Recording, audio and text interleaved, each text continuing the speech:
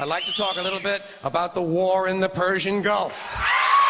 Big doings in the Persian Gulf. You know my favorite part of that war? It's the first war we ever had that was on every channel plus cable. And the war got good ratings too, didn't it? Got good ratings. Well, we like war. We like war. We're a warlike people. We like war because we're good at it. And you know why we're good at it? Because we get a lot of practice. This country's only 200 years old, and already we've had 10 major wars. We average a major war every 20 years in this country, so we're good at it. And it's a good thing we are. We're not very good at anything else anymore. Huh? Can't build a decent car, can't make a TV set or a VCR worth the fuck. Got no steel industry left, can't educate our young people, can't get health care to our old people, but we can bomb the shit out of your country, all right? Huh? We can bomb the shit out of your country, all right? Especially if your country is full of brown people. Oh, we like that, don't we? That's our hobby. That's our new job in the world, bombing brown people. Iraq, Panama, Grenada, Libya, you got some brown people in your country, tell them to watch the fuck out, or we'll goddamn bomb them.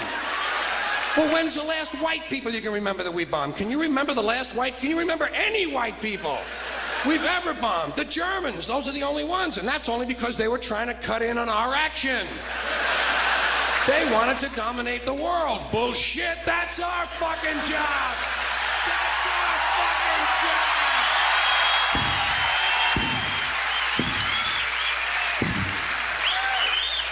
Now we only bomb brown people.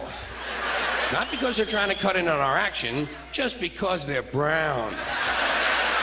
Now, you probably noticed I don't feel about that war the way we were told we were supposed to feel about that war, the way we were ordered and instructed by the United States government to feel about that war. You see, I tell you, my mind doesn't work that way. I got this real moron thing I do. It's called thinking. And I'm not a very good American because I like to form my own opinions.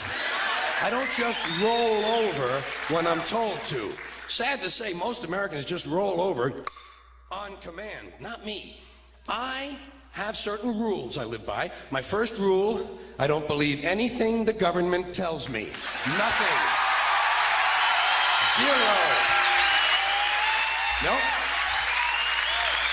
And I don't take very seriously the media or the press in this country, who in the case of the Persian Gulf War were nothing more than unpaid employees of the Department of Defense, and who most of the time function as kind of an unofficial public relations agency for the United States government. So I don't listen to them, I don't really believe in my country, and I gotta tell you folks, I don't get all choked up about yellow ribbons and American flags. I consider them to be symbols, and I leave symbols to the symbol-minded. Me?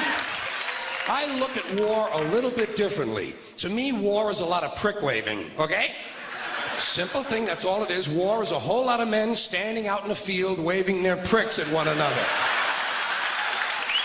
Men are insecure about the size of their dicks, and so they have to kill one another over the idea.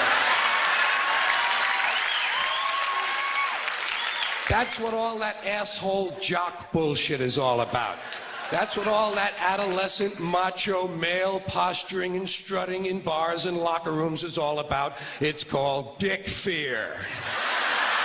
Men are terrified that their pricks are inadequate, and so they have to compete with one another to feel better about themselves. And since war is the ultimate competition, basically men are killing each other in order to improve their self-esteem. You don't have to be a historian or a political scientist to see the bigger dick foreign policy theory at work. It sounds like this. What? They have bigger dicks? Bomb them! And of course, the bombs and the rockets and the bullets are all shaped like dicks. It's a subconscious need to project the penis into other people's affairs. It's called fucking with people.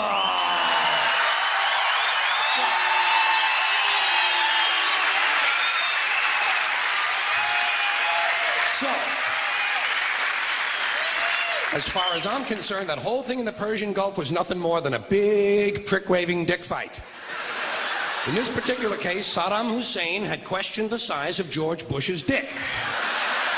And George Bush has been called a wimp for so long. Wimp rhymes with limp. George has been called a wimp for so long that he has to act out his manhood fantasies by sending other people's children to die. Even the name Bush. Even the name Bush is related to the genitals without being the genitals. A bush is a sort of passive secondary sex characteristic. Now, if this man's name had been George Boner, well, he might have felt a little bit better about himself and we wouldn't have had any trouble over there in the first place. This whole country has a manhood problem. Big manhood problem in the USA. You can tell from the language we use. Language always gives you away. What did we do wrong in Vietnam? We pulled out. Huh? Not a very manly thing to do, is it? When you're fucking people, you gotta stay in there and fuck them good. Fuck them all the way. Fuck them till the end. Fuck them to death. Fuck them to death. Fuck them to death. Stay in there and keep fucking them until they're all dead. We left a few women and children alive in Vietnam, and we haven't felt good about ourselves since. That's why in the Persian Gulf, George Bush had to say, "This will not be another Vietnam." He actually used these words. He said, "This time we're going all the way." Imagine an American president using the sexual slang of a 13-year-old to describe his foreign policy.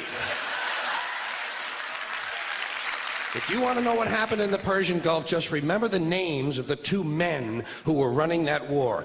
Dick Cheney and Colin Powell. Somebody got fucked in the ass.